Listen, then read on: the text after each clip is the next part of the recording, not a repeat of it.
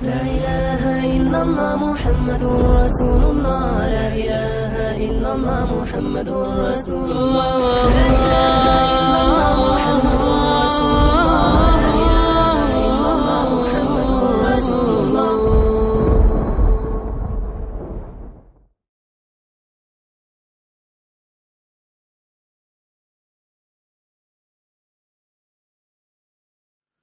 السلام علیکم ورحمۃ اللہ وبرکاتہ. الحمد للہ نحمده ونستعینه ونستغفره ونؤمن به ونتوکل علیہ ونعوذ باللہ من شرور انفسنا ومن سیئات اعمالنا. من يهده الله فلا مضل له ومن يضلله فلا هادي له. ونشهد أن لا إله إلا الله وحده لا شريك له. ونشهد أن سيدنا ونبينا ومولانا محمدا عبده ورسوله صلى الله تعالى عليه وعلى آله وأصحابه وبارك وسلم تسليما كثيرا كثيرا. أما بعد، فأعوذ بالله من الشيطان الرجيم. بسم الله الرحمن الرحيم. والذين آمنوا أشد حبا لله. صدق الله مولانا العظيم وصدق رسوله النبي الأمي الكريم، ونحن على ذلك لمن الشاهدين والشاكرين، والحمد لله رب العالمين. رب اشرح لي صدري ويسر لي أمري واحلل عقدة من لساني يفقه قولي. سبحانك لا علم لنا إلا ما علمتنا إنك أنت العليم الحكيم. اللهم انفعنا بما علمتنا وعلمنا ما ينفعنا وزدنا علما. إن الله وملائكته يصلون على النبي يا أيها الذين آمنوا صلوا عليه وسلموا تسليما. اللهم صل وسلم وبارك على سيدنا ومولانا محمد وعلى آله وأصحابه وأتباعه وأزواجه وذرياته. اللہ تعالی شأنہ سے محبت کے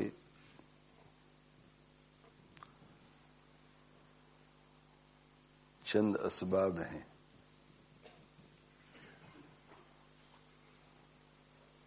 پہلا سبب ہے کمال،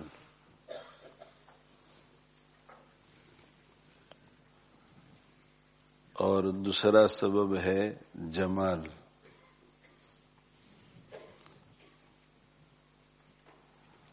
ایک کمال جو ہے، کمال ایکسلنس، کسی میں کوئی ایکسلنس کا ہونا، کوئی کمال کا ہونا. اسی طرح جمال، خوبصورتی، بیوٹی. یہ دو ایسے اسباب ہیں کہ جس شخص میں جس چیز میں بھی پائے جائیں اس چیز سے اور اس شخص سے محبت ہو جائے گی.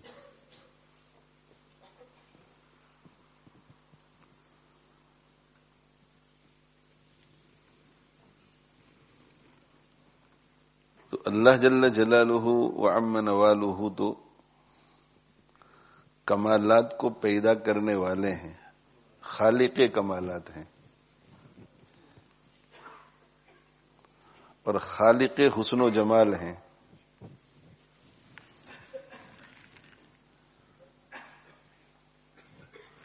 تو جو حسن و جمال کو پیدا کرنے والا ہے اس کا اپنا حسن و جمال کیسا ہوگا؟ جو کمالات کو پیدا کرنے والا ہے وہ کتنا صاحب کمال ہوگا؟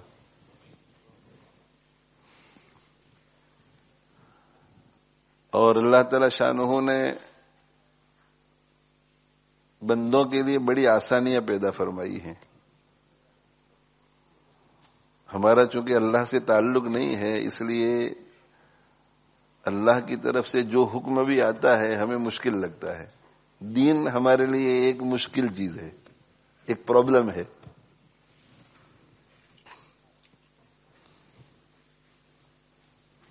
اور ہمارے ذہنوں میں ایسا ہے کہ بھئی دین مشکل چیز ہے، جب مشکل چیز پر عمل کریں گے تب جنت کے مستحق ہوں گے. حالانکہ ایسا نہیں ہے، دین بہت آسان ہے.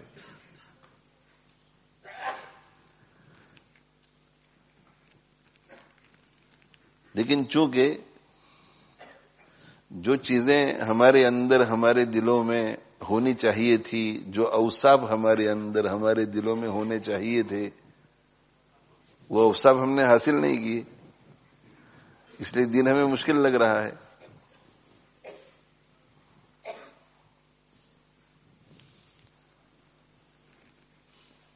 دین کی صحیح سمجھ ہوتی، اللہ کی محبت ہوتی، اللہ کی معرفت ہوتی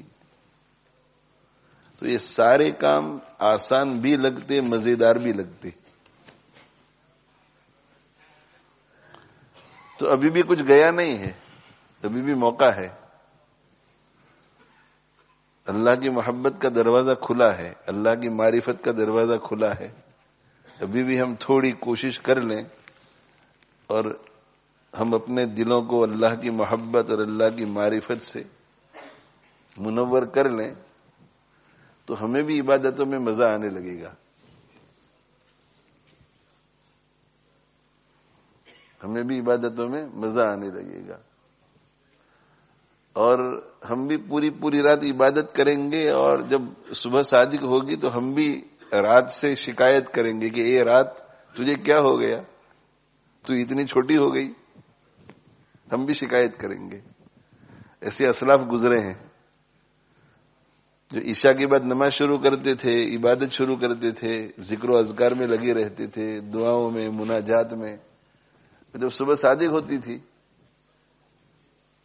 تو شکایت کرتی تھی کہ اے رات تجھے کیا ہو گیا، تو اتنی چھوٹی ہو گئی. اور ہمارا حال اس کے برعکس ہے.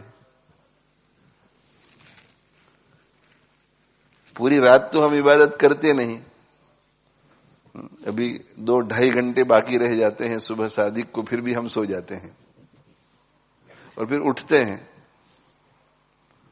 اور اٹھنے کے بعد 1.25 گھنٹہ رہ جاتا ہے، آدھ گھنٹہ رہ جاتا ہے. تو ہماری شکایت الٹی ہوتی ہے، یہ 30 منٹ تجھے کیا ہو گیا، ختم ہونے کا نام نہیں لیتی. 30 منٹ 40 منٹ تجھے کیا ہو گیا، ختم ہونے کا نام نہیں لیتی. حالانکہ 30-40-45 منٹ میں تو ہمیں فکر ہو جانی چاہیے تھی کہ یار وضو کر کے جلدی بھاگو، ابھی تو مجھے 4 رکعت 8 رکعت پڑھنی ہے تہجد کی، پھر بہت کچھ مانگنا ہے اللہ سے.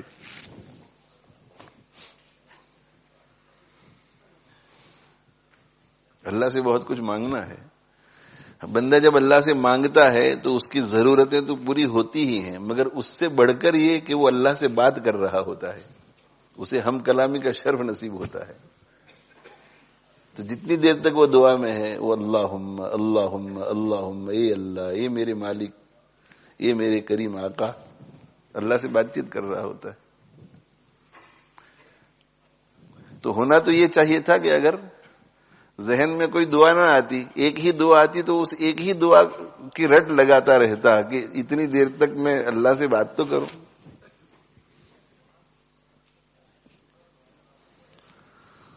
اللہ اکبر کبیرہ. تو دین جو ہے، دین یہ آسان ہے، مشکل نہیں ہے. بس دل میں اللہ کی محبت اتر جاوے، اللہ کی محبت اتر جاوے، اللہ کی معرفت ہمیں حاصل ہوئے، اللہ کو ہم پہچان لیں. ابھی ہم کہتے ہیں نا کہ اللہ رحمان ہے، اللہ رحیم ہے، اللہ کریم ہے، اللہ ودود ہے، اللہ قادر ہے، اللہ قدیر ہے، اللہ شافی ہے، مگر معرفت نہیں ہے. معرفت نہیں. جیسے ایک چھوٹا بچہ ہوتا ہے، اس سے آپ کہیں گے وہ جو وہاں بیٹھے ہوئے ہیں نا یہ مفتی صاحب ہیں، وہ جانتا نہیں کہ مفتی کسے کہتے ہیں، مفتی کیا ہوتا ہے. تو اس کے دل میں جب آپ کہیں گے نا کہ وہ مفتی صاحب ہیں، اس کے دل میں کوئی عظمت نہیں پیدا ہوگی اس شخص کی. لیکن کسی سمجھدار شخص کو آپ کہیں گے کہ وہ جو وہاں بیٹھے ہوئے ہیں نا سیدھے سادے کپڑوں میں ہیں مگر مفتی ہیں، تو فوراً دل میں یہ ہے معرفت، اس کو کہتے ہیں. ہمیں رحمان کی معرفت نہیں ہے، رحیم کی معرفت نہیں، کریم کی معرفت نہیں. اسماء حسنہ پڑھ جاتے ہیں مگر معرفت نہیں کہ رحمان کا کیا معنی ہے، رحیم کس کو کہتے ہیں، کریم کس کو کہتے ہیں، ودود کس کو کہتے ہیں، رؤوف کس کو کہتے ہیں. یہ جب تزکیہ کی محنت ہوتی ہے تو پھر یہ ساری چیزیں اللہ کی طرف سے نصیب ہوتی ہے، اللہ کی طرف سے نصیب ہوتی ہے.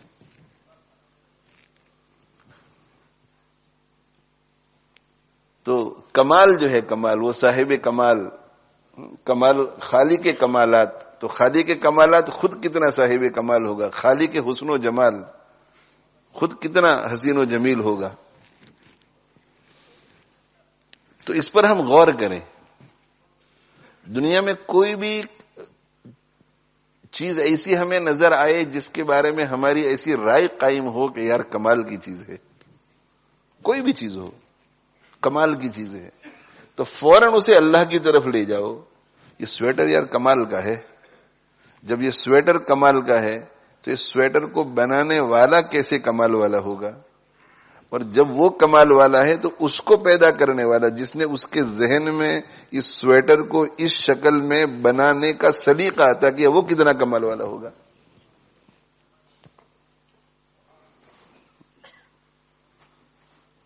تو کائنات کے ذرے ذرے میں کمال بھی ہے اور جمال بھی ہے.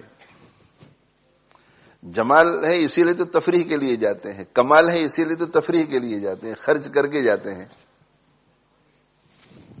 ہالیڈے کے لیے جاتے ہیں تو ہوٹل میں نہیں بیٹھے رہتے، ٹہلنے کے لیے جاتے ہیں، سیر و تفریح کے لیے جاتے ہیں.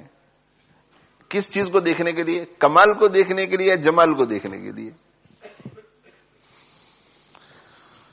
تو اگر غور و فکر کریں گے تو کائنات کے ذرے ذرے میں کمال بھی نظر آئے گا، جمال بھی نظر آئے گا. بس اس کمال اور اس جمال کو دیکھ کر کے دل دماغ میں یہ بات بٹھانے کی کوشش کرو کہ جب اس میں اتنا کمال ہے، اس میں اتنا جمال ہے، تو پھر پیدا کرنے والے میں کتنا کمال ہوگا اور اس میں کتنا جمال ہوگا. کوئی مشکل کام نہیں ہے. اس سے پھر دل میں اللہ کی محبت پیدا ہوگی. بہت کچھ پیدا ہوگا مگر اللہ کی محبت بھی پیدا ہوگی. کمال اور جمال کا مراقبہ. یہ دنیا میں جتنی چیزیں ہیں، یہ اینیمل کنگڈم کو آپ لے لیجئے. اینیمل کنگڈم، کچھ انسان ایسے ہیں کہ ان کو اللہ نے اس میں لگا دیا، اپنی صلاحیتیں اس کے پیچھے وہ خرچ کر رہے ہیں. اور دنیا میں جتنے جانور ہیں جہاں تک ان کی رسائی ہوتی ہے تو ان جانوروں کی زندگیوں میں وہ مطالعہ کرتے رہتے ہیں. تو یہ جتنے جانور ہیں وہ تو کسی کالج میں نہیں جاتے، کسی یونیورسٹی میں نہیں جاتے، کسی مدرسے میں نہیں جاتے، مگر ایک پوری ترتیب کے ساتھ وہ زندگی گزارتے ہیں. اس ترتیب میں ان کو کس نے لگایا ہوا ہے؟ تو اسے اللہ کا کمال معلوم ہوتا ہے، کمال معلوم ہوتا ہے. اور جانوروں میں جمال بھی ہے، خوبصورتی بھی ہے. یہ جو شہد مکھیاں ہیں ان کے نظام پر اگر آپ غور کریں، ایک پورا نظام، تو جتنے جانور ہیں، جتنے جانور، ان سب کا ایک نظام ہے اور وہ اس نظام سے چلتے ہیں. تو جانوروں کا اپنا کنگڈم ہے، مچھلیوں کا اپنا کنگڈم ہے. مچھلیوں کا بعض ایسے ممالک ہیں جن میں سب مرین میں پون گھنٹے 1 گھنٹے کی سیر کرائی جاتی ہے سب مرین میں، اور اندر سے وہ مچھلیاں مختلف قسم کی ہمیں نظر آتی ہیں. تو وہ آدھ گھنٹے پون گھنٹے میں نے بھی سیر کی ہے، باربیڈوس گیا تھا اس وقت، تو آدھ گھنٹے پون گھنٹے میں پوری دنیا میں جو سمندر بچھے ہوئے ہیں ان میں سے کتنے حصے پر وہ گھماتا ہوگا؟ ایک قطرہ بھی نہیں. لیکن وہ آدھ گھنٹے پون گھنٹے میں دیکھ کر کے انسان کی عقل حیران. الگ الگ قسم کی مچھلیاں، الگ الگ سائز کی مچھلیاں، الگ الگ رنگ کی مچھلیاں، اور ایک ایک قسم کی مچھلیاں ہزاروں کی تعداد میں، جھنڈ کے جھنڈ آتے ہیں چلے جاتے ہیں، جھنڈ کے جھنڈ آتے ہیں چلے جاتے ہیں. پھر اندر جو ہے چھوٹی چھوٹی پہاڑیاں نظر آتی ہے، اندر جو ہے چھوٹے چھوٹے درخت. ایک مستقل دنیا سمندر کی، پتہ نہیں سمندر اپنے اندر کیا کیا چیزیں لیے ہوئے رہتا ہوگا. جنگلوں میں جو جانور ہیں، انسان اب تک سارے جانوروں کو دریافت نہیں کر سکا ہے. اور یہ زمین جو ہے، زمین جو گلوب ہے، پورا زمین کی گولائی، تو کوشش تو بہت ہوئی مگر اب تک ایک طرف سے دوسری طرف تک جا نہیں سکے ہیں. کھودتے کھودتے کھودتے کھودتے ایک مرحلہ ایسا آتا ہے کہ دنیا میں ابھی تک ایسی مشینری ایجاد نہیں ہوئی ہے جو اس کو توڑ سکے اور کھود سکے. کوشش تو ہوئی، اس لیے کہ ایکسپلور کرنے کی پوری کوششیں ہوتی ہے نا. اس چھوٹی سی دنیا جو مچھر کے پر کے برابر نہیں ہے، اسی کو ایکسپلور کرنے میں لوگ لگے ہوئے ہیں، اسی میں لگے ہوئے ہیں. اور ہمیں اللہ نے یہ ہدایت دی کہ نہیں، اس پر غور کر کے مجھے پہچانو، اسی کو ایکسپلور مت کرتے رہو، مجھے ایکسپلور کرو، مجھے ڈھونڈو.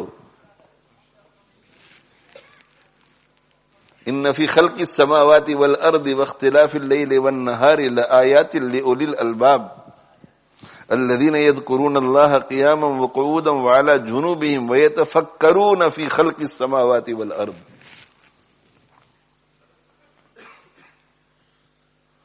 کائنات میں غور و فکر کرو اور اس غور و فکر کے نتیجے میں مجھے ڈھونڈو.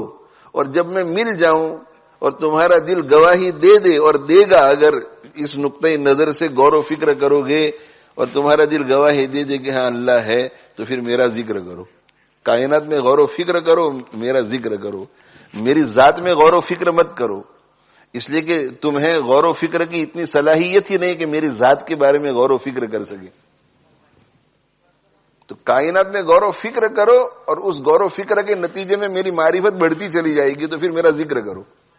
کائنات میں غور و فکر کر کے میرے کمال کو سمجھنے کی کوشش کرو.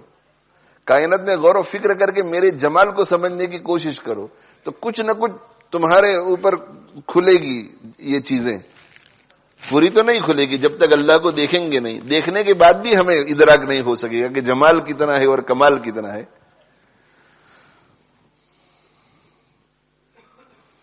تو دل میں تو آتا ہے، عقل میں نہیں آتا. دیکھو اللہ دل میں آتا ہے، اللہ نے دل ایسا بنایا کہ اس میں آتا ہے، اس کی محبت دل میں آتی ہے، اس کی یاد دل میں آتی ہے. دل میں، عقل میں نہیں آتا. اللہ کو کوئی سمجھنے کی کوشش کرے تو عقل میں نہیں آتا. تو دل میں تو آتا ہے، سمجھ میں نہیں آتا. دل میں تو آتا ہے، عقل میں نہیں آتا.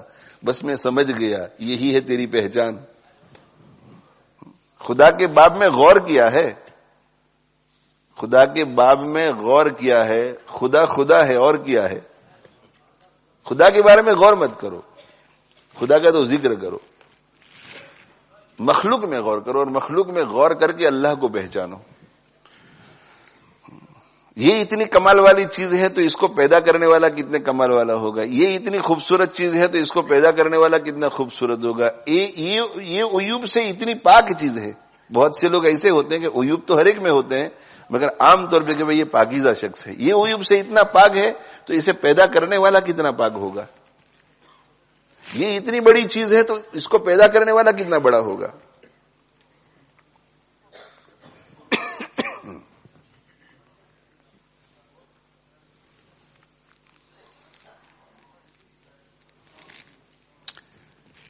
تو اللہ تعالی شانہ جو ہے صاحب کمال بھی ہیں اور صاحب جمال بھی، اور اعلیٰ درجے کی. تو اب جو ہے اس میں یہ عبادت ہے، عبادت، اس میں اجر ملے گا. تفکر فی خلق السماوات، اور نکلو باہر، اور نکل کر کے گارڈن میں بیٹھو، اپنے گھر کے گارڈن میں، اگر کسی کے پاس گارڈن ہے تو. گارڈن والا گھر خرید کر کے اتراتے مت رہو کہ میں بہت مالدار آدمی ہوں، لیسٹر میں میرے جیسا کوئی نہیں ہے. اس میں بیٹھ کر کے غور و فکر کرو، اور جو بڑا ہے نا اس کو پہچانو، تاکہ خود کو بڑا سمجھنے سے توبہ کرے. تو جمال اور کمال. تیسرا سبب نوال، احسان. اللہ جل جلالہ وعم نوالہ کے احسان کتنے ہیں کسی کو پتہ ہی نہیں ہے. ہمارا وجود یہ خود اللہ کا احسان ہے. ہمارا وجود اللہ کا احسان. اور اللہ تعالیٰ قرآن میں فرماتے ہیں کہ وَآتَاكُم مِّن كُلِّ مَا سَأَلْتُمُوهُ. ایک تو اللہ نے تمہیں وجود دیا، تو یہ 6 فٹ کا انسان، 5 فٹ کا انسان، اس میں کتنی چیزیں ہیں؟ تو یہ انفسی نعمتیں ہیں، انفسی نعمتیں. وفی انفسکم سنوریہم آیاتنا فی الآفاق وفی انفسہم.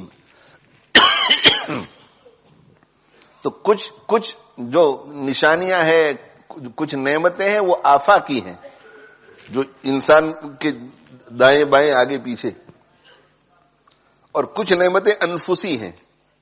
یہ سر کے نیچے دماغ، کان، آنکھیں، ناک، زبان، دانت. تو اللہ تعالی شانہ نے ہمیں وجود دیا، اور وجود کے ساتھ پھر یہ ساری نعمتیں دے کر کے پرفیکٹ بنایا، مکمل. اندھا نہیں بنایا، لولا نہیں بنایا، لنگڑا نہیں بنایا، بہرا نہیں بنایا، گونگا نہیں بنایا، پاگل نہیں بنایا.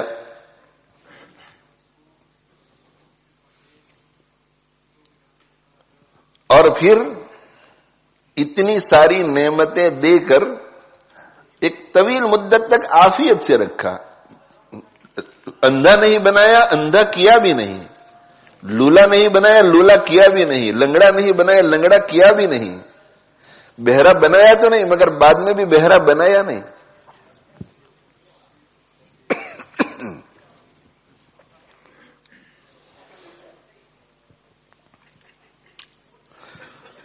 اور پھر اس وجود میں یہ جو ہزاروں نعمتیں ہیں، یہ تو ظاہری نعمتیں، پھر باطنی اندر کی نعمتیں. اندر دل ہے، گردہ ہے، آنتیں ہیں، پھر اندر کی ایک پوری سسٹم.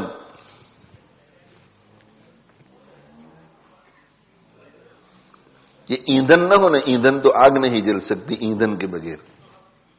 تو یہ بدن جو ہے اسے بھی زندہ رکھنے کے لیے ایندھن کی ضرورت ہوتی ہے، جسے ہم خوراک کہتے ہیں.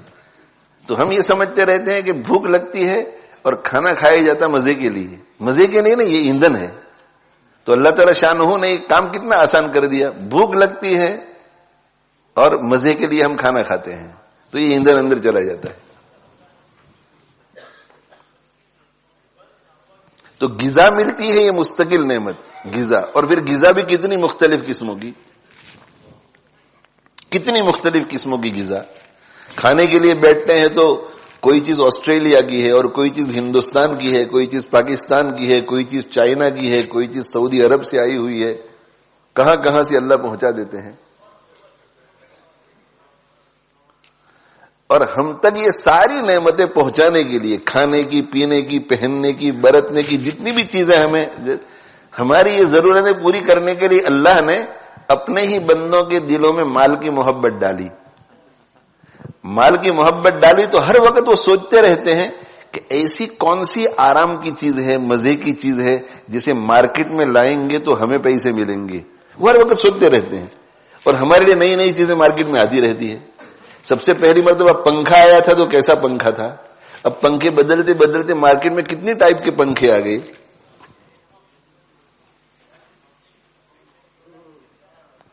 یہ جو کمپنیاں اور یہ انوینٹرز جتنے بھی ہیں، یہ موجدین جتنے بھی ہیں، ان کے دلوں میں کوئی ہماری ہمدردی اور خیرخواہی ہے کہ یہ سارا کام کرتے ہیں. وہ پیسے کمانے کے لیے کرتے ہیں. ان کے دلوں میں اللہ پیسے کی محبت پیدا کرتے ہیں, پھر پیسے کی محبت میں وہ کام میں لگتے ہیں کہ میں کوئی ایسی چیز پیدا کروں جو بکے, خوب بکے, خوب بکے. کیا ضرورت ہے لوگوں کی, انسانوں کی کیا ضرورت ہے؟ اور نئی نئی چیزیں آ رہی ہیں, ہمیں کچھ نہیں کرنے کا. کھانے پینے کی اشیاء آپ دیکھو, لگے ہوئے ہیں لوگ, خدمت میں لگے ہوئے ہیں ہماری. اللہ نے سب کو خدمت میں لگایا ہے ہمیں. یہ پوری کائنات اللہ نے بنائی ہے میرے اور آپ کے لیے.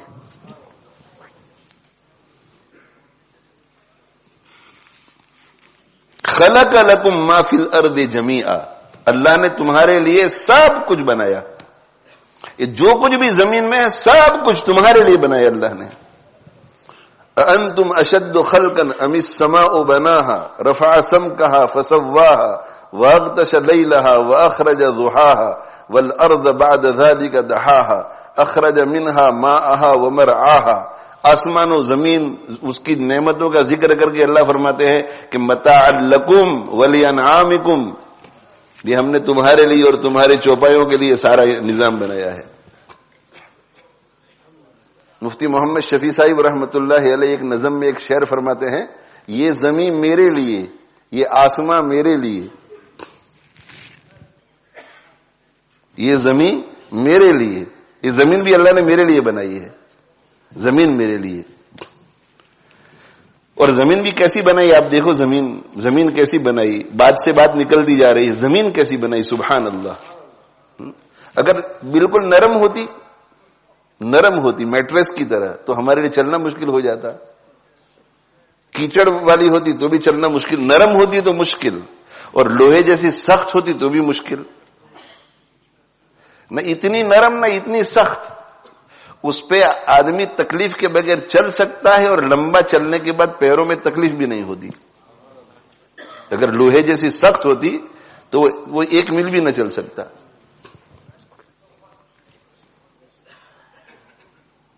اسی لیے اللہ تعالی شانہ جو ہے ہمیں غور و فکر کی دعوت دیتے ہیں. کہتے ہیں دیکھو اس کو دیکھو, اس میں تم کو کمال بھی نظر آئے گا, جمال بھی نظر آئے گا, اور میرا احسان بھی نظر آئے گا. افلا ينظرون الى الابل, اونٹ کو دیکھو کہ کیسے اللہ نے بنایا ہے, اسے کیسے بنایا. افلا ينظرون الى الابل كيف خلقت, کیسے اونٹ کیسے بنایا ہے, دیکھو آپ غور کرو اس میں. افلا ينظرون الى الابل كيف خلقت والى السماء كيف رفعت, آسمان کو دیکھو. تو اونٹ میں بھی کمال بھی نظر آئے گا, جمال بھی نظر آئے گا, احسان بھی نظر آئے گا کہ ایسی سواری دے دی. سفینہ کشتی کو کہتے ہیں, تو کہتے ہیں کہ جیسے سمندر کی کشتی ہوتی ہے تو زمین کی کشتی یہ اونٹ ہے. اس لیے کہ اس زمانے میں ایسے ٹرک وغیرہ تو تھے نہیں, تو بڑا بڑا سامان یہ اونٹوں پر ہی لاد کر کے لے جایا جاتا تھا. آسمان کی طرف دیکھو, کمال بھی نظر آئے گا, جمال بھی نظر آئے گا, اور احسان بھی نظر آئے گا. وَإِلَى الْجِبَالِ كَيْفَ نُصِبَتْ, پہاڑوں کی طرف دیکھو, جمال بھی نظر آئے گا, کمال بھی نظر آئے گا, احسان بھی نظر آئے گا. وَإِلَى الْأَرْضِ كَيْفَ سُطِحَتْ, زمین کی طرف دیکھو, جمال بھی نظر آئے گا, کمال بھی اور نوال بھی, تینوں چیزیں نظر آئیں گی. اور ان 4 چیزوں کا تو ذکر صرف اس لیے کیا کہ عرب سب سے پہلے مخاطب عرب تھے, تو عربوں کو یہ 4 چیزیں سفر میں ہر وقت نظر آتی تھی. اونٹ پر بیٹھ کر سفر کرتے تھے تو اونٹ بھی نظر آتا تھا, زمین سامنے پھیلی ہوئی نظر آتی تھی, دائیں بائیں بڑے بڑے پہاڑ ان کو نظر آتے تھے, اور آسمان ہر وقت صحرا میں نظر آتا تھا. مگر جس چیز کی طرف دیکھو گے تو جمال بھی نظر آئے گا, کمال بھی نظر آئے گا, اور نوال بھی نظر آئے گا.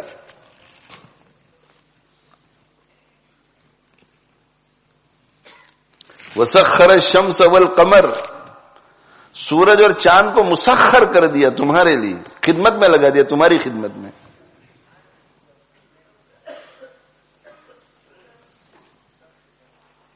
یہ زمین میرے لیے, یہ آسمان میرے لیے چل رہا ہے دیر سے.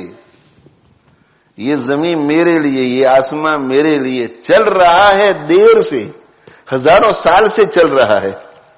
کیا کارواں یعنی یہ کائنات کا کارواں, کائنات کا قافلہ, اس قافلے میں پہاڑ بھی ہے، اس قافلے میں سمندر بھی ہے، اس قافلے میں کھیتی بھی ہے، اس قافلے میں باغات بھی ہے، اس قافلے میں جانور بھی ہے، اس قافلے میں مچھلیاں بھی ہے، یہ پورا نظام، چاند سورج، یہ پورا قافلہ، یہ زمین میرے لیے، یہ آسماں میرے لیے چل رہا ہے دیر سے، یہ کارواں میرے لیے، یہ پورا کارواں میرے لیے چل رہا ہے. تو ایک پوری جو کائنات ہے اللہ نے ہمارے لیے بنائی ہے اور ہمیں اللہ نے اپنے لیے بنایا ہے، اپنے لیے. تو میری خدمت میں لگ جا، کائنات تیری خدمت میں لگی ہوئی ہے، اور اگر تو میری خدمت میں لگ جائے گا تو اور لگے گی. یہ کھیتیاں سرسبز ہیں تیری غذا کے واسطے، یہ کھیتیاں سرسبز ہیں تیری غذا کے واسطے، یہ چاند سورج اور ستارے ہیں ضیاء کے واسطے، روشنی کے لیے. یہ چاند سورج اور ستارے ہیں ضیاء کے واسطے، یہ سارا جہاں تیرے لیے اور تو ہے خدا کے واسطے.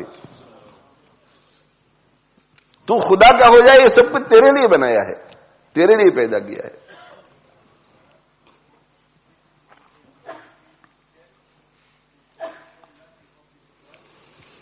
اللہ اکبر کبیرہ.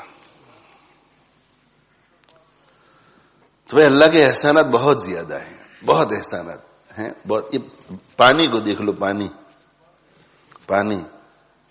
اللہ تعالی شانہ بادلوں کو پیدا فرماتے ہیں، اور بادلوں کو پیدا کر کے ایک مستقل ایسا نظام چلاتے ہیں جس سے یہ نمکین سمندر، سالٹی سمندر میں سے بھاپ اٹھتی ہے، اور وہ بھاپ اٹھ کر کے بادلوں میں پہنچ جاتی ہے، وہ پانی بنتا ہے. پانی اندر، پانی کے قطرات اندر جمع ہو جاتے ہیں سمندر سے، اور پھر اللہ حکم فرماتے ہیں تو اللہ کے حکم سے کچھ بادل ادھر، کچھ بادل ادھر، کچھ بادل ادھر، کچھ بادل ادھر. یہ اپنی مرضی سے نہیں آتے، اللہ کہتے ہیں فلاں جگہ فلاں جگہ فلاں جگہ، اور پھر یہ پانی برساتے ہیں. ابھی ہماری ضرورت ہے پانی کے بغیر تو کوئی زندہ نہیں رہ سکتا. تو ایک شکل اس کی یہ ہوتی کہ اللہ تعالی شانہ ہم سے فرما دیتے کہ بھئی صبح 8 بجے سے 9 بجے تک بارش برسے گی، اور شام کو 8 اور 9 کے درمیان بارش برسے گی، تو تم تیار رہنا. تو بڑے بڑے برتن، ٹینک بھرنے پڑتے ہمیں، اس میں تازہ تازہ فریش عمدہ پانی ہمیں نہ ملتا، کتنی مشقت برداشت کرنی پڑتی. لیکن اللہ نے ایسا نہیں کیا، ایسا نہیں کیا اللہ نے. اللہ تعالی شانہ پانی کو برساتے ہیں، اور پانی کو جب برساتے ہیں تو پانی برسا کر کے ندیاں بہاتے ہیں، ندیاں بہاتے ہیں اللہ تعالی شانہ. تو ندی سے انسان پانی لیتا ہے، اور پھر زمین سے چشمے ابلتے ہیں، تو وہ پانی، بارش برستی ہے اور زمین کی تہ میں چلی جاتی ہے، اور وہاں سے چشمے، سٹریمز نکلتی ہے. اور بارش کے موسم کے بعد یہ پانی استعمال کرتے کرتے کرتے کرتے جب دوسری بارش کے موسم سے پہلے 2-3 مہینے باقی رہ جاتے ہیں اور یہ پانی ختم ہو جاتا ہے، تو پھر بارش کا بہت سارا پانی پہاڑوں کے اوپر جب اللہ تعالی شانہ برساتے ہیں تو وہاں ٹھنڈک ہوتی ہے، تو برف کی شکل میں برساتے ہیں.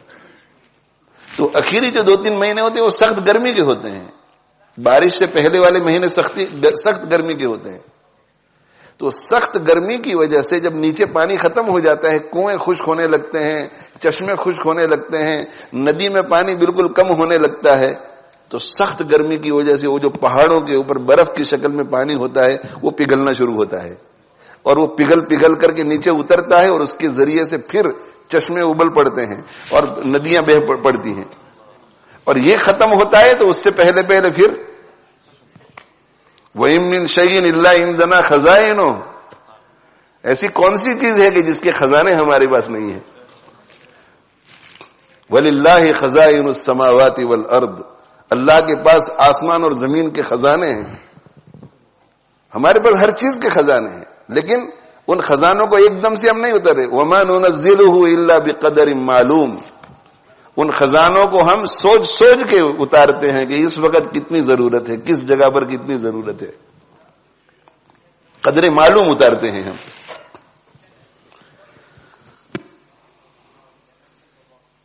تو بہت احسانات اللہ کے، بہت احسان. بلکہ بعض ارباب معرفت نے تو یہ لکھا ہے کہ مقام شکر اور مقام صبر یہ دو چیزیں ہے ہی نہیں، ایک ہی مقام ہے، مقام شکر. صبر کا تو مقام ہی نہیں ہے. اس لیے کہ اللہ تعالی شانہ جب ہمیں کسی تکلیف میں مبتلا کرتے ہیں وہ بھی نعمت ہے.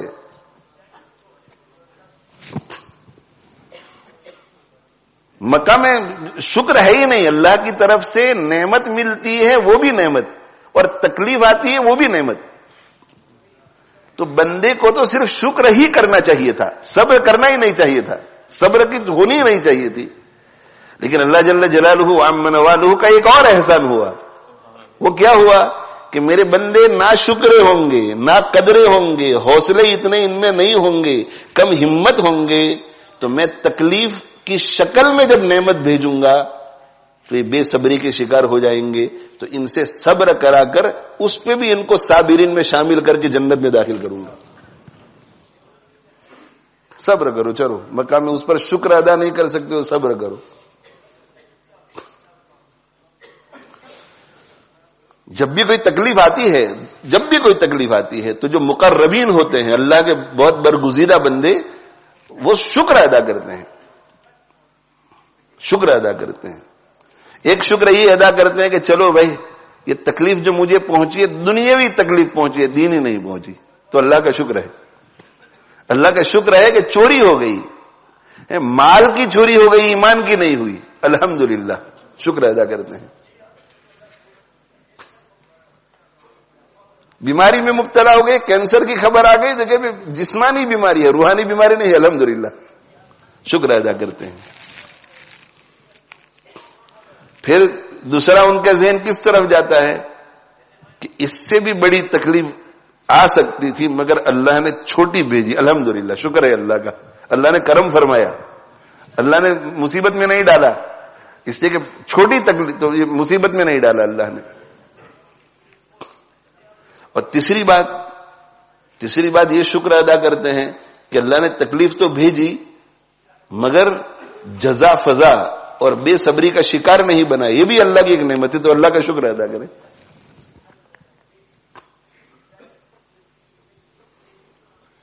ایک بزرگ تھے، ان کی عادت یہ تھی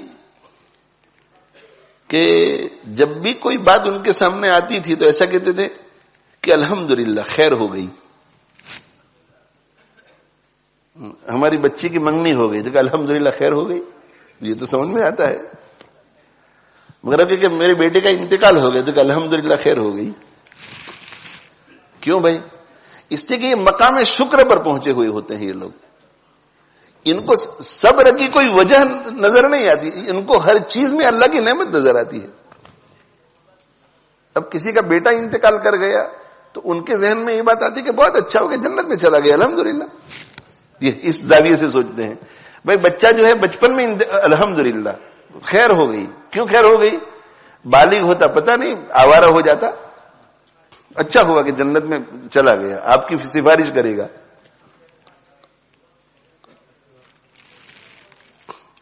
تو ان کی عادت تھی کہ الحمدللہ خیر ہو گئی.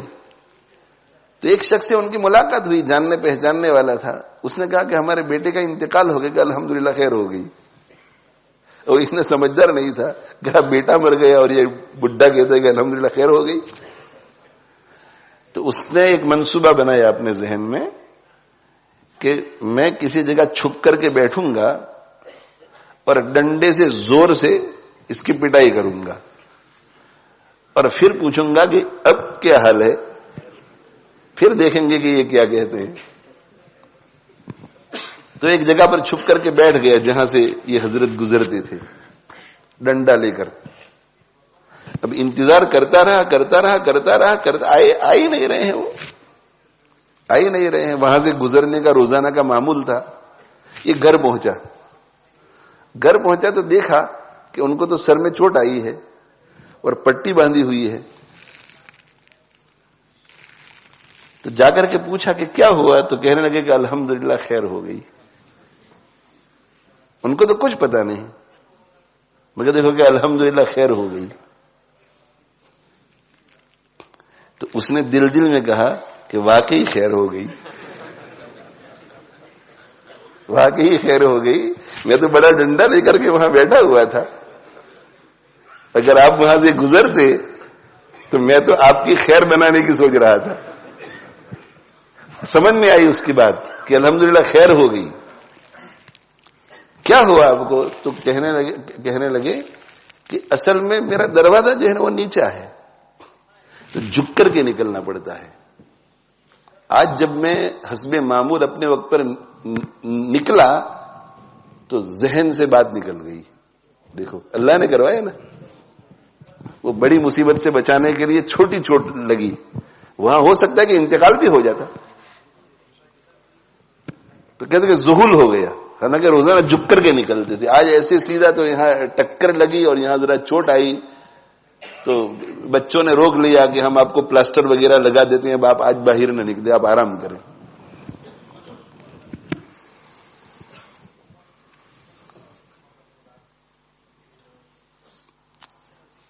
تو بات چل رہی ہے احسان کی، احسان کی۔ اب اس میں بھی آپ دیکھیے، اس میں بھی دیکھیے کہ کتنی خیر وجود میں آئی اس میں، اس واقعے میں چھوٹی چوٹ لگی مگر بڑی چوٹ سے بچ گئے، ایک تو یہ فائدہ ہوا۔ دوسرا آدمی جو ہے وہ گناہ کبیرہ سے بچ گیا۔ تیسری بات، یہ اللہ والے تھے، نیک آدمی تھے، تو اگر وہ ان کی پٹائی کرتا اور ان کے دل میں رنجش پیدا ہوتی اور معاف نہ کر پاتے تو بہت دینی نقصان ہوتا۔ اور کبھی کبھی ایسا بھی ہوتا ہے کہ اللہ والے معاف کر دیتے ہیں، اللہ معاف نہیں کرتا۔ حضرت تھانوی رحمت اللہ علیہ نے لکھا ہے کہ جو اللہ والے بڑے حوصلے والے ہوتے ہیں، بڑے دل والے ہوتے ہیں، اور ان کی طبیعت یہ ہوتی ہے کہ بس معاف کر دو، معاف کر دو، تو ایسے اللہ والوں کے ساتھ جب لوگ بدتمیزیاں کرتے ہیں تو اللہ خود انتقام لیتے ہیں۔ جو بندوں کے حقوق ہوتے ہیں، تو بندوں کے حقوق میں صرف بندوں کے حقوق میں اللہ کا بھی حق ہے۔ مثلا غیبت، یہ بندے کا حق ہے، اس میں بندے کا بھی حق ہے، اور اللہ نے بھی منع فرمایا کہ غیبت مت کرو۔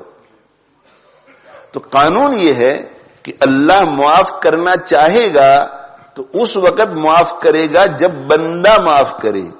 یہ ضروری نہیں ہے کہ بندہ معاف کر دے تو اللہ کے لیے معاف کرنا ضروری ہو جاتا ہے۔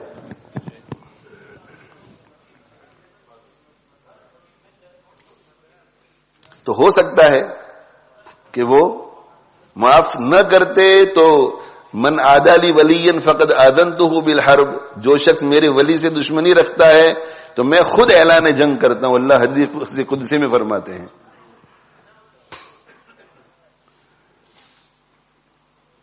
اور اگر معاف کر دیتے اور اللہ فیصلہ کرتے کہ نہیں میں تو بدلہ لوں گا تو بھی مصیبت میں پڑتا۔ اور یہ بھی ہو سکتا تھا کہ جو اللہ والے ہوتے ہیں، نیک لوگ ہوتے ہیں، ان کو چاہنے والے کچھ نہ کچھ لوگ ہوتے ہیں، ان کو پتا چلتا تو وہ خبر لیتے، یہ بھی ہو سکتا ہے۔ کوئی محبت میں مغلوب ہو کر کے قتل بھی کر سکتا ہے، بعض چاہنے والے ایسے بھی ہوتے ہیں۔ تو نوال ہے، غور کرو کہ اللہ کی کتنی نعمتیں ہیں، کتنی نعمت۔ بھائی بیوی ملی ہے، اچھی ملی ہے تو یہ بھی ایک نعمت ہے، اور اگر بیوی میں کچھ کمی ہے، کچھ نقص ہے تو ہمیں پورا اوور آل پکچر دیکھو گے اس میں خوبیاں کتنی ہیں، کمیاں کتنی ہیں، خوبیاں کتنی ہیں، تو نظر آئے گا کہ بیوی میرے لیے نعمت ہے۔ شوہر کو بیوی دیکھے گی کہ اس میں یہ کمیاں ہیں، مگر اگر اچھائیوں کو نہیں، بیوی اچھی اللہ نے مجھے دی، الحمدللہ الحمدللہ، اولاد مجھے الحمدللہ اولاد دی ہے اللہ نے، اولاد دی اللہ نے، مجھے اچھے بھائی بہن دیے ہیں، اچھے ماں باپ دیے ہیں، اچھا گھر دیا ہے، اچھے پڑوسی دیے ہیں، اچھے دوست احباب دیے ہیں، ایسے دوست احباب دیے جو مجھے دین کی طرف مائل کرتے ہیں، دین کی طرف کھینچتے ہیں، دین کی طرف متوجہ کرتے ہیں۔ اللہ نے مجھے سکون دیا ہے، اللہ نے مجھے عافیت دی ہے۔ اور اگر کسی کو ایسا نظر آئے کہ پریشانی ہے وہ پریشانی بھی نعمت، اس لیے کہ پریشانی آتی ہے تو اس کے نتیجے میں کیا ہوتا ہے؟ گناہ معاف ہوتے ہیں. اس کے پریشانی آتی ہے تو درجے بلند ہوتے ہیں. تو یہ نعمت ہے. انسان پریشانیوں اور تکلیفوں سے اللہ کی طرف لپکتا ہے، اللہ کی طرف جاتا ہے. یہ مجنو جو ہے، مجنو وہ روزانہ تہجد میں اٹھتا تھا اور اللہ سے دعا کرتا تھا. بعد حضرات نے لکھا ہے کہ نیک شخص تھا، یہ آوارہ نہیں تھا. بس محبت دل میں داخل ہو گئی، اللہ نے اس کے لیے اس کو آزمائش بنا دیا. تو لیلا کے ساتھ محبت کے نتیجے میں وہ کوئی غلط کام نہیں کرنا چاہتا تھا، شادی کر کے اس کے ساتھ زندگی گزارنا چاہتا تھا. تو اٹھ کے اللہ سے کہتا تھا کہ اللہ کوئی شادی کا نظام آپ کر دیجئے، شادی کا نظام کر دیجئے. محبت اندر پیوست ہو گئی ہے، بھول نہیں سکتا، بہت پریشان ہوں. ایک رات اٹھا اور بہت رویا، بہت رویا، اور اس نے کہا کہ اللہ آج تو فیصلے کی رات ہے. روزانہ لیلا کو مانگتا رہا. آج دو چیزوں میں سے ایک چیز مانگتا ہوں، اگر لیلا میرے مقدر میں ہے تو لیلا دے دیجئے، اور لیلا میرے مقدر میں نہیں ہے تو میرے دل سے نکال دیجئے. آپ لیلا دینے پر بھی قادر ہے، لیلا کی محبت نکالنے پر بھی قادر ہے. دو میں سے ایک کام تو کر دیجئے تاکہ میں سکون کے ساتھ زندگی گزاروں. بس یہی رٹ لگائی اس نے، اور اسی رٹ لگاتے لگاتے اس پر گنود کی طاری ہو گئی اور وہی مصلی میں ڈھیر ہو گیا. خواب میں دیکھتا ہے کہ ایک فرشتہ کہہ رہا ہے کہ اللہ تعالی شانہ کی طرف سے پیغام ہے. اللہ فرماتے ہیں کہ اے قیس، اے مجنو، تم نے سچ کہا. لیلا کی محبت نکال بھی سکتے ہیں، لیلا تمہیں دے بھی سکتے ہیں، لیکن دونوں کاموں میں سے اگر ایک کام ہو گیا تو تم مصلی پہ اس طرح گڑ گڑاتے ہوئے نظر آؤ گے. ہم نے تو تمہیں اس آزمائش میں اسی لیے ڈالا ہے کہ تمہارا راتوں کو اٹھنا اور مصلی پہ اس طرح گڑ گرانا، عاجزی کرنا، ہمیں منانے کی کوشش کرنا ہمیں بہت پسند ہے. تو دیکھو مصیبت میں تھا کہ نہیں، مگر یہ مصیبت تو نعمت تھی.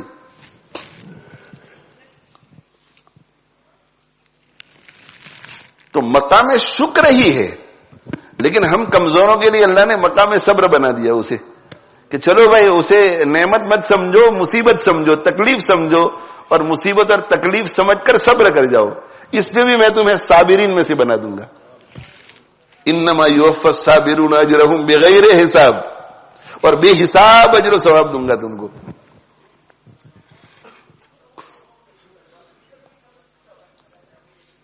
تو اللہ کے جمال کا استحضار پیدا کرنا ہے، اللہ کے کمال کا، اللہ کی کائنات کو دیکھ کر. اور روزانہ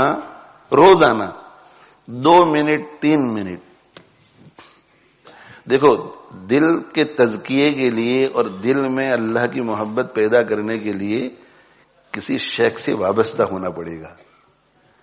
لیکن جو وابستہ ہو چکے ہیں وہ بھی، اور جو وابستہ نہیں ہوئے ہیں اور ابھی کچھ تھوڑا پسو پیش طبیعت ذرا گھبرا رہی ہے، وہ بھی ان کاموں کو تو کرنا شروع کر دے. ان کاموں کو تو کرنا شروع کر دے تاکہ محبت دل میں آنی تو شروع ہو جائے. یہ جو کام میں بتلا رہا ہوں اس میں تو کسی شیخ سے بیعت ہونے کی بھی ضرورت نہیں ہے. بس تھوڑا وقت نکالے، ہفتے میں 1 مرتبہ کسی جگہ ٹہلنے کے لیے چلا جائے، کنٹری سائڈ میں ڈرائیو کرنے کے لیے چلا جائے اور دیکھے اللہ کے جمال کو اور اللہ کے کمال کو. مہینے میں 1 دفعہ نکل جاؤ اسی نیت سے کہ انجوائے کرنے کے لیے نہیں جانا ہے، اللہ کے کمال اور اللہ کے جمال کا مشاہدہ کرنا ہے. اور روزانہ 2 منٹ 3 منٹ 4 منٹ کے لیے بیٹھ کر کے اللہ کے احسان پر غور کرو. کسی بھی احسان کو لے لو، احسانات اتنے ہیں کہ ڈھونڈنے کی ضرورت نہیں پڑے گی. بیٹھ جاؤ بھائی، بیٹھ کر کے اس اعتکاف ہی کو ایک احسان مان لو اللہ کا. اور 6 دن ہم یہاں رہے ہیں، 5 دن، تو اس کے بارے میں غور کرو کہ اللہ آپ ہمیں یہاں لے آئے، اللہم لک الحمد و لک الشکر، آپ نے بڑا احسان فرمایا. پھر یہ کہ آپ نے صبر سے رکھا, بیمار نہیں کیا, گھر میں ایسے حالات پیدا نہیں کیے کہ ہمیں چھوڑ کر کے جانا پڑا. آپ نے ہمیں محبت سے رکھا یہاں. اللہم لک الحمد ولک الشکر. اتنی تلاوت ہو گئی. پہلے 20 دن میں روزانہ اتنے سپارے نہیں ہوتے تھے, یا روزانہ اتنے سپارے ہو رہے ہیں, اتنا ذکر ہوا. اے اللہ, آپ بڑی نعمت فرمائی آپ نے ہمارے اوپر, بڑا احسان فرمایا. کسی بھی احسان کو لے لو, نوکری کو لے لو, روزی کو لے لو, اولاد کو لے لو, خود جو دین پر جتنا عمل کر پا رہے ہیں وہ لے لو, اپنا گھر لے لو, پوچھے ہسٹری اپنی دیکھو گے, دیکھو اللہ نے مجھے اس طرح سے گزار کر کے کہاں پہنچا دیا. وَآتَاكُم مِّن كُلِّ مَا سَأَلْتُمُوهُ, اللہ نے تمہیں جو کچھ تم نے مانگا اللہ نے دے دیا. اور توجہ کیجیے اس پر علماء کرام, طلبہ, بعض اہل علم نے لکھا ہے کہ وَآتَاكُم مِّن كُلِّ مَا سَأَلْتُمُوهُ کا مطلب یہ ہے کہ قالن یا حلن, یہ کتنا بڑا احسان اللہ کا. یعنی تم نے جو کچھ مانگا وہ ہم نے تمہیں دیا. اور مانگنے کے 2 طریقے ہیں, ایک تو قال سے, زبان سے آدمی کہ اللہ فلاں چیز دے دے, اور دوسرا ہمارے سرکمسٹانسز ایسے ہو جائے, وہ سرکمسٹانس مانگ رہا ہوتا ہے کہ مجھے اس وقت یہ چیز چاہیے, تو کیا زبان میں نہیں کھلوائی ہم نے تم سے, کبھی کبھی قال کے نتیجے میں دیا, زبان سے بولنے کے نتیجے میں دیا, کبھی تمہاری حالت کو دیکھ کر کے دے دیا. تمہارا ایکسیڈنٹ ہوا اور شوق میں تم تھے, اور ایسا روڈ تھا جہاں سے ٹریفک چلتی نہیں ہے, اور ہم نے 3-4 گاڑیاں بھیج دی, اور ایسے لوگوں کی گاڑیاں بھیج دی جو تم کو پہچانتے تھے, جن کے دلوں میں رحم تھا. تو قالن, تم تو شوق میں تھے, مانگا بھی نہیں, ہم نے حالن, تمہارے حال کو دیکھ کر کے بھیج دیا. تو قالن یا حالن دونوں طرح سے ہم نے جو کچھ تمہیں ضرورت تھی وہ تم تک پہنچا دی. وَإِن تَعُدُّوا نِعْمَتَ اللَّهِ لَا تُحْصُوهَا, اگر تم اللہ کی نعمتوں کو شمار کرنے جاؤ, شمار, تو تم شمار نہیں کر سکتے. ایک ایک نعمت کے اندر اتنی نعمتیں ہیں کہ تم ان کو شمار نہیں کر سکتے. نعمتیں 2 قسم کی ہیں, وہ نعمتیں جن کا نعمت ہونا ہمیں سمجھ میں آتا ہے. آنکھیں, ہاں نعمت ہے, کان نعمت ہے, زبان نعمت ہے. ایسی بہت ساری نعمتیں ہیں جن کا نعمت ہونا ہمیں سمجھ میں نہیں آتا, اس لیے کہ وہاں تک ہمارا ذہن ہی نہیں جاتا. اندر کیا کیا ہے اللہ بہتر جانتے ہیں, ہمارے ساتھ اللہ نے اور کیا ہے ہمیں پتہ ہی نہیں کہ, مگر وہ احسان ہے, نعمت ہے. اور کچھ نعمتیں ایسی ہیں کہ جب وہ چلی جاتی ہیں تو پتہ چلتا ہے, چلی جاتی ہے. روزانہ صبح اٹھ کے بیت الخلا میں پیشاب ہو گیا, کتنی بڑی نعمت, یہ کتنی بڑی نعمت. ایک اللہ والے تھے, تکلیف ہو گئی ان کو, کوئی ملنے کے لیے گیا, خیر خیریت پوچھنے کے لیے گیا, حضرت کیا حال ہے, طبیعت آپ کی؟ تو اللہ والے تھے, تو انہوں نے کہا کہ ناشکری کی سزا ملی ہے. یعنی مجھے پیشاب میں ذرا تکلیف ہو گئی, ناشکری کی سزا ملی ہے. تو کہا حضرت آپ ناشکری کریں گے, آپ ناشکری کریں گے تو ہمارے جیسے لوگ, آپ تو لوگوں کو شکر سکھاتے ہیں. کہا کہ نہیں, اصل میں بات یہ ہے کہ اتنے سال کی میری عمر ہوئی, 65 سال, 65 سال میں دن میں 2-2, 3-3 مرتبہ پیشاب کرتا رہا, پتہ ہی نہیں چلا کہ یہ بھی اللہ کی نعمت ہے. جب پتہ نہیں چلا تو میں اللہ کا شکر کہاں ادا کرتا. تو میں نے 65 سال تک اس نعمت کو استعمال کیا مگر شکر ادا نہیں کیا, اس کی یہ سزا ملی.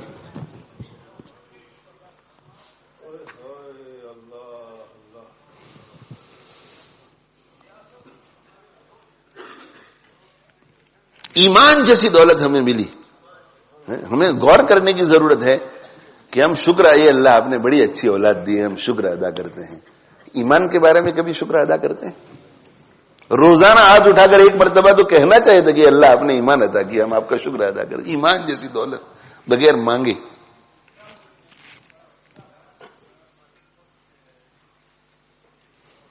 اللہ اکبر کبیرہ, اللہ اکبر کبیرہ.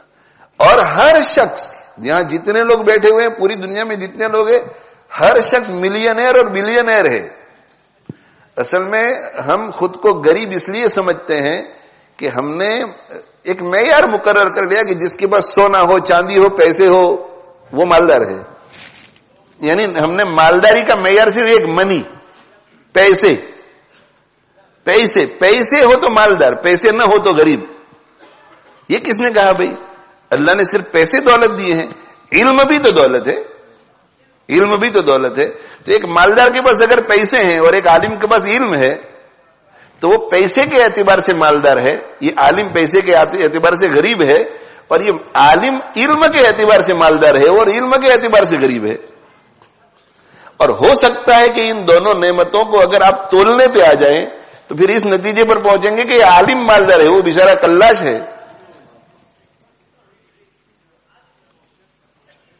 کیوں بھائی؟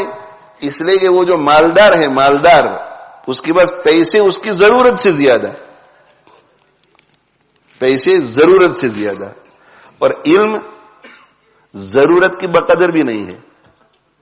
علم ضرورت کی بقدر بھی نہیں ہے، اسے ہر ہر قدم پر مسئلہ پوچھنا پڑتا ہے کہ مولانا صاحب یہ جائز ہے کہ ناجائز ہے. اور عالم جو ہے اس کے پاس ضرورت سے زیادہ علم اور پیسہ بقدر ضرورت ہے، اسے مانگنا نہیں پڑتا کہ بھئی میری مدد کرو.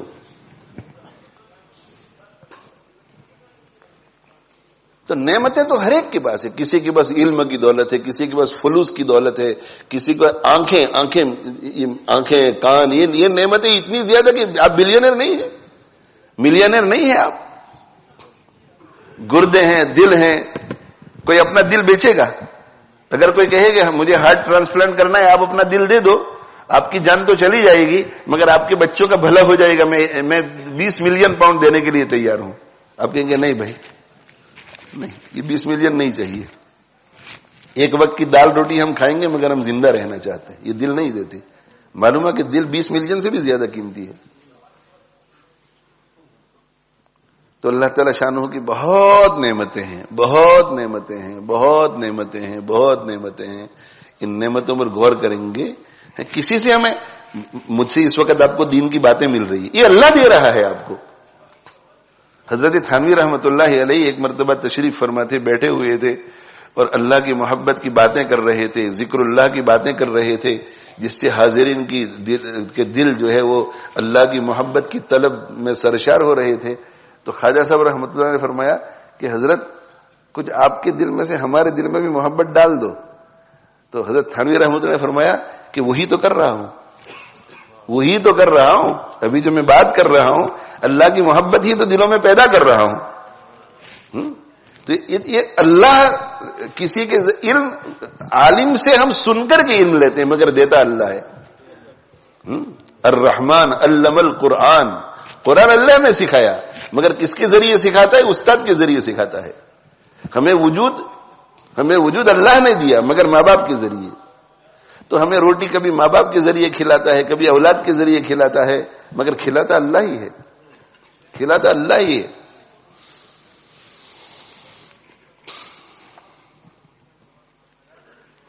تو نعمتوں پر غور کرو کہ اللہ کی کتنی نعمتیں. جب نعمتوں پر غور کریں گے تو دل میں اللہ کی محبت پیدا ہوگی، دل میں اللہ کی محبت پیدا ہوگی. اللہ تعالی شانہ مجھے آپ کو اس کی خوب توفیق عطا فرمائے. نعمتوں پر غور کرنے سے اللہ کی محبت پیدا ہوتی ہے. یہ فطری چیز ہے، یہ فطری چیز ہے. کسی سے آپ کی انبن ہے، زندگی میں ایسا واقعہ ضرور ہوا ہوگا کہ ہماری انبن ہوتی ہے، یا کہ دل میں اتنی زیادہ کشش نہیں ہوتی پڑوسی کے ساتھ یا ایسا، اور اچانک ہم کسی تکلیف میں مبتلا ہو جاتے ہیں اور وہ بڑھ چڑھ کے ہمارا تعاون کرتا ہے تو دل میں آٹومیٹکلی محبت پیدا ہو جاتی ہے. انسان کو اللہ نے بنایا ایسا ہے جی، احسان کا وہ سوچتا ہے، احسان کا. اسی لیے اللہ تعالی شانہ جو ہے قرآن مجید میں جگہ جگہ پر احسان جتاتے ہیں کہ ہم نے تمہیں یہ دیا، ہم نے تو یا ایھا الناس، اے لوگو اعبدوا ربکم، اپنے رب کی عبادت کرو. الذی خلقکم من نفس، الذی خلقکم من نفس واحدۃ، نہیں شروع میں کیا ہے؟ یا تیسرے رکوع میں یا ایھا الناس اعبدوا ربکم الذی خلقکم والذین من قبلکم لعلکم تتقون. عبادت کرو اس پروردگار کی جس نے تمہیں بھی پیدا کیا اور تم سے پہلے لوگوں کو بھی پیدا کیا. تمہیں پیدا کرنا یہ بھی نعمت، تم سے پہلے لوگوں کو پیدا کرنا بھی نعمت. اگر ان کو پیدا نہ کرتے تو تم کیسے پیدا ہوتے؟ الذی جعل لکم الارض فراشا، جس نے زمین کو تمہارے لیے بچھونا بنا دیا. بچھونا کا مطلب یہ کہ بچھونے پر لوگ بیٹھتے ہیں، تو زمین کو ایسا بنایا کہ اس پر آدمی بیٹھ بھی سکتا ہے، چل بھی سکتا ہے، سو بھی سکتا ہے. والسماء بناء، آسمان کو تمہارے لیے چھت بنایا. وانزل لکم من السماء ماء، آسمان سے تمہارے لیے پانی برسایا. فاخرج لکم من الثمرات، اور تمہارے لیے پھل نکالے اس کے ذریعے، پانی کے ذریعے. یہ اللہ تعالی شانو ذکر کر رہے ہیں، پورا قرآن بھرا ہوا ہے. یا بنی اسرائیل، اے بنو اسرائیل، اذکروا نعمتی، میری نعمت کو یاد کرو جو میں نے تم پر کی ہے. بنو اسرائیل کو کہا جا رہا ہے کہ میں نے تمہارے ساتھ یہ کیا تھا، یہ کیا تھا، یہ کیا تھا، یہ کیا تھا، یہ کیا تھا، یعنی تمہارے باپ داداؤں پر یہ کیا تھا. تو ذہن میں ایک سوال آتا ہے کہ اللہ ہمیں تو ایسا کہتے ہیں کہ احسان کر کے بھول جاؤ، اور اللہ بہت احسان جتاتے ہیں، میں نے تمہارے ساتھ یہ کیا اور یہ کیا اور یہ کیا اور یہ کیا. تو میں کہا کرتا ہوں کہ اللہ کا قرآن میں احسان جتانا بھی احسان ہے. اللہ کا قرآن میں احسان جتانا بھی احسان ہے. کیوں؟ اس لیے کہ اللہ جانتے ہیں کہ میرے بندوں کی فطرت میں نے ایسی پیدا کی ہے کہ جب ان کے سامنے کسی کے احسانات آ جاتے ہیں تو ان کے دلوں میں اس کی محبت پیدا ہو جاتی ہے. میں ذرا احسان گنواؤں تاکہ میرے بندوں کے دلوں میں میری محبت پیدا ہو جائے. اللہ تو ہمیں عاشق اور محب بنانے کے لیے ایسا کر رہے ہیں، ہمیں ایذا پہنچانے کے لیے نہیں، ہمیں ذلیل کرنے کے لیے نہیں. بندوں کو اس لیے منع کیا کہ بندے جب کسی پر احسان جتاتے ہیں تو اسے ذلیل کرنے کے لیے احسان جتاتے ہیں. اللہ ایسا نہیں، اللہ محبت. بنو اسرائیل کو بھی یہی کہا کہ دیکھو تمہارے باپ داداؤں کے ساتھ ہم نے ایسا کیا اور ایسا کیا اور ایسا کیا اور ایسا کیا، تاکہ ان کے دلوں میں اگر کسی نے باپ پر احسان کیا ہوا ہوتا ہے اس کا بھی اثر ہوتا ہے. تو اللہ تعالیٰ شان ہو کہ بھائی احسانات پر ہمیں غور کرنا ہے، احسانات پر غور کرنا ہے. اللہ تعالیٰ شان ہو ہمیں توفیق عطا فرماوے. تو جمال، کمال اور نوال، یعنی نوال کا معنی احسان، ان تین چیزوں پہ غور کرنا ہے. اس کے نتیجے میں انشاءاللہ اللہ کی محبت پیدا ہوگی. اور چوتھی چیز، اللہ کو بہت زیادہ یاد کرنا ہے. اللہ کے ذکر سے بھی دل میں محبت پیدا ہوتی ہے. اللہ نے ذکر میں بھی یہ تاثیر رکھی ہے کہ اللہ کے ذکر سے دل میں اللہ کی محبت پیدا ہوتی ہے. اللہ کے ذکر سے، اللہ کا ذکر کرو، زیادہ ہو سکے تو زیادہ کرو، کم ہو تو کم کرو. اور اللہ کی نعمتوں کے سلسلے میں اتنا عرض کر دوں کہ اللہ کے احسانات اور اللہ کی نعمتوں کو یاد کر کے اللہ کا شکر بھی ادا کیا کرو. اللہم لک الحمد ولک الشکر، اللہم لک الحمد ولک الشکر، اللہم لک الحمد ولک الشکر. اس کا فائدہ کیا ہوگا؟ نعمتوں میں اور اضافہ ہوگا، نعمتیں بڑھیں گی. نعمتیں جو ابھی ہیں وہ باقی رہیں گی، چھنے گی نہیں. تو چوتھا سبب جو ہے وہ ہے اللہ تعالی ذکر خوب کرو، جتنا ہو سکے ذکر کرو. اس پر انشاءاللہ آئندہ نشست میں کچھ عرض کرنے کی کوشش کروں گا. اللہ کرے کہ ایسے مواقع مل جائے کہ یہ مضمون پورا ہو جائے. کل 7 اسباب بیان کرنے کی کوشش کروں گا انشاءاللہ. ان میں سے 3 ہو گئے ہیں، چوتھے کا ذکر کر دیا ہے. اب انشاءاللہ چوتھا، 5واں، 6واں، 7واں اللہ کرے کہ یہ اعتکاف سے پہلے ختم ہو جائے. اللہ تعالی ہمیں ان پر کاربن رہنے کی توفیق دے اور ان اسباب کے ذریعے اللہ ہمارے دلوں میں اپنی محبت پیدا کر دے. بس محبت دل میں پیدا ہو گئی، محبت تجھ کو آداب محبت خود سکھا دے گی.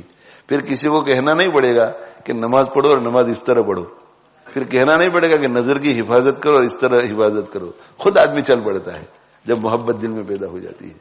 اللہ تعالیٰ شانہ مجھے آپ کو عمل کی توفیق عطا فرماوے. اللہ تعالیٰ جتنے پوری دنیا میں جتنے مسلمان ہیں، جتنے انسان ہیں، سب کو ہدایت عطا فرماوے. اللہ تعالیٰ سب کو اپنی محبت عطا فرماوے، اپنی رضا عطا فرماوے، پورے دین پر چلنے والا بنا دے، دوسروں کو دین پر لانے والا بنا دے. اور پوری دنیا میں جتنے لوگ جہاں کہیں بھی مصیبتوں میں مبتلا ہے، مسلم، غیر مسلم، انسان، جانور، جو بھی مصیبت میں ہے، تکلیف میں ہے، اللہ تعالیٰ سب کو تکلیفوں سے بچائے. اور اللہ تعالیٰ شانہ جو بیمار ہیں انہیں شفائے کاملہ عاجلہ مستمرہ دائمہ عطا فرماوے، ان کی عمروں میں برکت عطا فرماوے. اگر موت مقدر ہے یا جو لوگ بالکل موت کے قریب اس وقت چل رہے ہیں، اللہ تعالی شانہ انہیں ولایت والا، اعلیٰ درجے کا، خوشیوں والا حسن خاتمہ نصیب فرماوے. اور جو انتقال کر چکے ہیں اللہ تعالی شانہ سب کو آدم علیہ الصلوۃ والسلام کے زمانے سے لے کر آج تک جتنے ایمان والے آخرت میں پہنچ چکے ہیں، اللہ تعالی شانہ ہم فقیروں، ہم مسکینوں، ہم گنہگاروں کی بس یہ التجا قبول فرما لے کہ اس وقت اللہ کی طرف سے ایسا فیصلہ ہو جائے کہ جتنے بھی مرحومین ہیں سب کی بخشش ہو جائے، سب کی بخشش ہو جائے.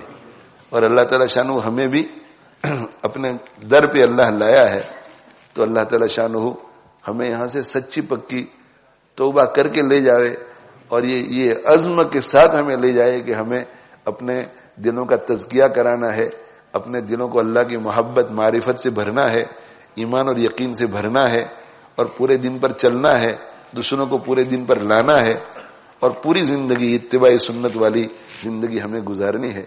اللہ تعالی شانہ ہم سب کے آنے کو، مل بیٹھنے کو، ان گفتگوؤں کو، جو کچھ ٹوٹا پھوٹا ہو رہا ہے اس کو اللہ قبول فرما لے، اور اسلامک دعوی اکیڈمی کو بھی اللہ بے انتہا قبول فرمائے، اور تا قیام قیامت اسے حفاظت دین اور اشاعت دین کا مرکز بنائے رکھے. اللہ تعالی شانہ ہم سب کو وہ ساری چیزیں عطا فرمائے جو ہمیں اللہ سے مانگنی چاہیے، مگر ہمیں مانگنا نہیں آتا. وآخر دعوانا الحمدللہ رب العالمین وصلی اللہ علی نبینا محمد وعلی آلہ واصحابہ اجمعین.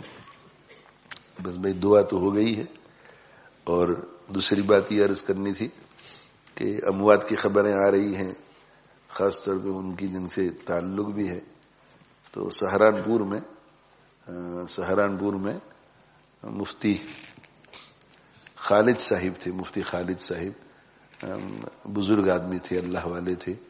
حضرت مفتی محمود حسن صاحب گنگوہی رحمۃ اللہ علیہ کے خلیفہ تھے، اور وہاں مظاہر علوم سہارنپور میں خدمت بھی کرتے تھے، اور ہم سے محبت کا تعلق تھا ان کا. تو ان کا آج انتقال ہو گیا ہے. کل بھی میں نے کہا تھا کہ علماء اٹھتے ہیں تو یہ بڑی فکر کی بات ہوتی ہے. علماء اٹھتے ہیں، اسی طرح علماء نہ ہو مگر نیک پرہیزگار آدمی چلا جاتا ہے کوئی بھی، تو یہ فکر کی بات ہوتی ہے. تو ان کی مغفرت کے لیے دعا فرمائیں، مدرسے کے لیے دعا فرمائیں، اور ان کے خاندان کے لیے دعا فرمائیں. ہمارے شبیر بھائی جو ہیں ان کی تدفین کل عمل میں آنے والی ہے، وہ سلاٹ نہیں ملا تو آج دفن نہیں ہو سکے، ان کے لیے بھی دعا فرمائیں. اور ہمارے جو اسلامک دعوی اکیڈمی کے احباب ہیں جو اعتکاف میں نہیں ہیں، ان کی خدمت میں گزارش ہے کہ کل 11 بجے ضرور جانے کی کوشش کریں جنازے میں. جنازہ کل 11 بجے ہے. اور بھائی یہ سب سن لیں کہ اگر کسی کا انتقال ہو جائے تو جتنا جلدی دفن ہو سکے دفن کرو. ایسی مجبوری الگ بات ہے، جتنا جلدی دفن ہو سکے دفن کرو. مجمع کے اکٹھا ہونے کی فکر مت کرو، سنت طریقہ یہی ہے. اور جمعے کے دن اگر جمعہ سے پہلے پاسبل ہو تو جمعہ کی بات کا انتظار نہ کریں. میں نے مولانا احمد کو کہہ دیا ہے کہ میرا جب بھی انتقال ہو تو پبلک کا خیال نہ کیجیے، سنت کا خیال کیجیے. اور جتنا جلدی مجھے سلاٹ مل جائے، اور سلاٹ لینے کی کوشش کرے، پوری کوشش کرے کاؤنسل سے کہ بھئی کچھ کرو، جلدی ذرا سلاٹ دے دو اور مجھے یہاں سے روانہ کر دو. اس لیے کہ آمین آمین آمین آمین آمین آمین آمین آمین آمین. تو بھائی ان سنتوں کا خیال رکھنا چاہیے، جذبات سے مغلوب ہو کر کے ہمیں ایسا نہیں کرنا چاہیے. جتنا جلدی ہو سکے دفن ہو جائے. اللہ تعالی شان و خصوصی فضل فرمائے، خصوصی فضل فرمائے.